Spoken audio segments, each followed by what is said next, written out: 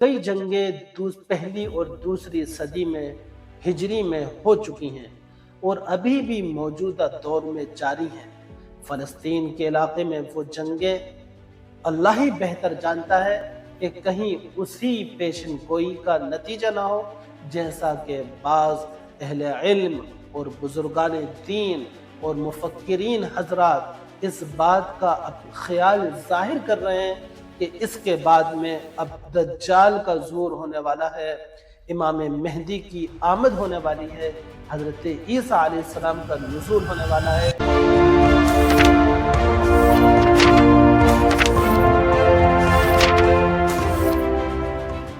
السلام علیکم ورحمۃ اللہ وبرکاتہ۔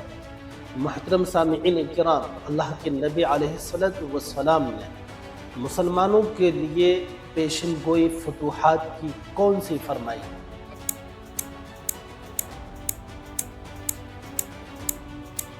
وہ چار اہم فتوحات جو حدیث کی روشنی میں ملتی ہیں وہ کون سی ہوں گی؟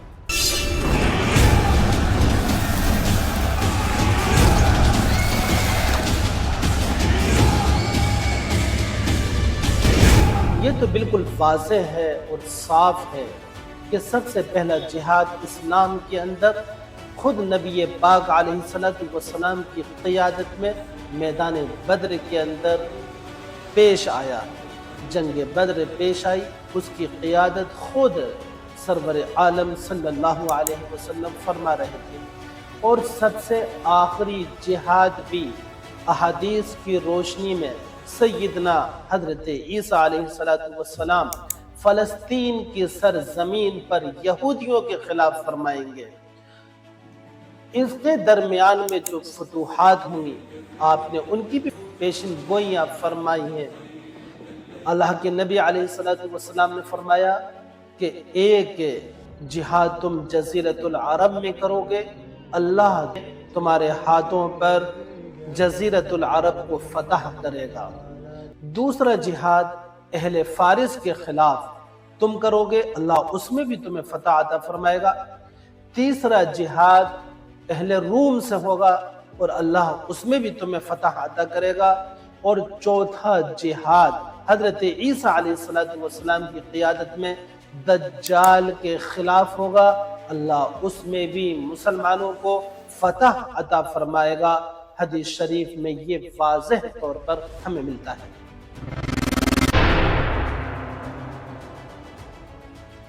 چار اہم فتوحات میں سے پہلی فتح جزیرۃ العرب کی فتح ہے۔ یہ فتح خود آپ علیہ السلام کی مبارک زندگی ہی میں مکمل ہو چکی تھی، اگرچہ یہ کئی غزوات کے بعد، کئی لڑائیوں کے بعد میں جزیرۃ العرب فتح ہوا تھا۔ جزیرۃ العرب کے اندر اس دور میں کون سے علاقے آتے تھے؟ مکہ، مدینہ، جدہ، طائف، حنین، رابغ، ینبو، خیبر، مدائن، صالح، تبوک، دومۃ الجندل، ایلا، یمامہ، بحرین، عمان، حضرموت، حمیر، صنعاء اور نجران جزیرۃ العرب کے اندر آتے تھے۔ اور اس دور میں یہ جزیرۃ العرب سلطنت فارس کا حصہ تھا۔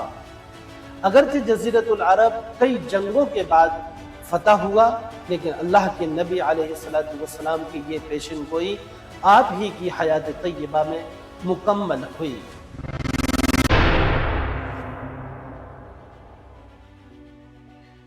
دوسری اہم فتح آپ علیہ السلام نے فرمایا کہ فارس فتح ہوگا۔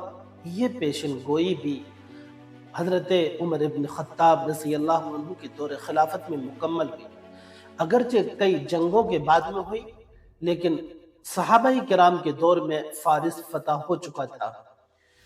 یہ دنیا کی بڑی دو طاقتیں تھیں، فارس اور روم۔ فارس، اہل فارس کا مذہب آتش پرستی تھا۔ آپ صلی اللہ علیہ وسلم نے فرمایا تھا کہ جب اللہ فارس کو فتح کرے گا تو پھر جب کسرا ٹوٹے گا اور کسرا ختم ہوگا تو کوئی دوسرا کسرا اس کی جگہ نہیں لے پائے گا۔ اور اللہ کے نبی علیہ السلام کی یہ پیشن گوئی ہو بہو ویسے ہی مکمل ہوئی اور آج تک الحمدللہ وہ مکمل ہے۔ سلطنت فارس میں کون سے علاقے آتے تھے؟ جزیرۃ العرب، ہیرا، ہمدان، کرمان، رے، قزوین، بخارا، بصرہ، قادسیہ، اصفہان، خراسان، آذربائیجان، سمرقند، بخارا، ترمز اور وسط ایشیا کی بعض دیگر ریاستیں بھی سلطنت فارس کے تحت آتی تھیں۔ یہ پیشن گوئی آپ علیہ السلام کی مکمل ہوئی اور مجوسیوں کا آگ پرستوں کی ایسی سلطنت آج تک پھر وجود میں نہیں آ سکی۔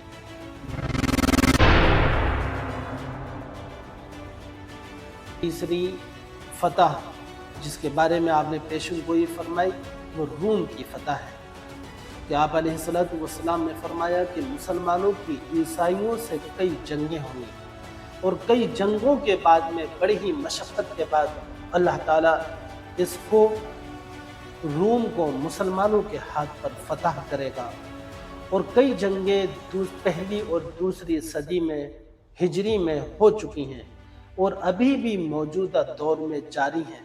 فلسطین کے علاقے میں وہ جنگیں اللہ ہی بہتر جانتا ہے کہ کہیں اسی پیشن گوئی کا نتیجہ نہ ہو جیسا کہ بعض اہل علم اور بزرگان دین اور مفکرین حضرات اس بات کا خیال ظاہر کر رہے ہیں کہ اس کے بعد میں اب دجال کا ظہور ہونے والا ہے، امام مہدی کی آمد ہونے والی ہے، حضرت عیسیٰ علیہ السلام کا نزول ہونے والا ہے۔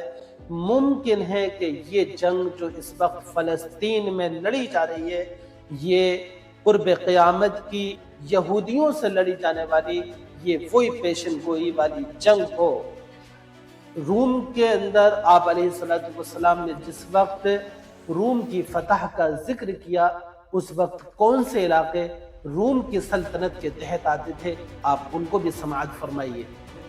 ترکی، شام، مصر، لبنان، عمان، فلسطین، اردن، قبرص، صدوم، اور آج بھی جو روم بولا جاتا ہے وہ پوری عیسائی دنیا کے لیے بولا جاتا ہے۔ گویا کہ پوری عیسائی دنیا اسلام کے زیر نگی آ جائے گی اس دور کے اندر، اور وہ دجال قتل دجال ہوگا اور امام مہدی کا ظہور اور حضرت عیسیٰ علیہ السلام کا نزول ہوگا۔ روم کی فتح کے بعد دجال کا ظہور ہوگا اور حضرت عیسیٰ علیہ السلام کی قیادت میں جہاد ہوگا۔ یہ بالکل حدیث شریف سے ہمیں واضح طور پر ملتا ہے۔ یہ تین جنگوں کے بارے میں ابھی ذکر کیا، چوتھی جنگ کے بارے میں انشاءاللہ آپ کو اس سے اگلی ویڈیو میں انشاءاللہ آپ کو مفید معلومات آپ تک پہنچائی جائیں گی۔ آپ ہمارے ساتھ بنے رہیں، ہمارے چینل کو سبسکرائب کرنا ہرگز نہ بھولیں، ویڈیو کو دوسروں تک پہنچائیں تاکہ دوسرے ہمارے ایمان والے بھائی بھی اس سے فائدہ اٹھا سکیں۔ اللہ ہمیں عمل کی توفیق عطا فرمائے، وآخر دعوانا ان الحمدللہ رب العالمین۔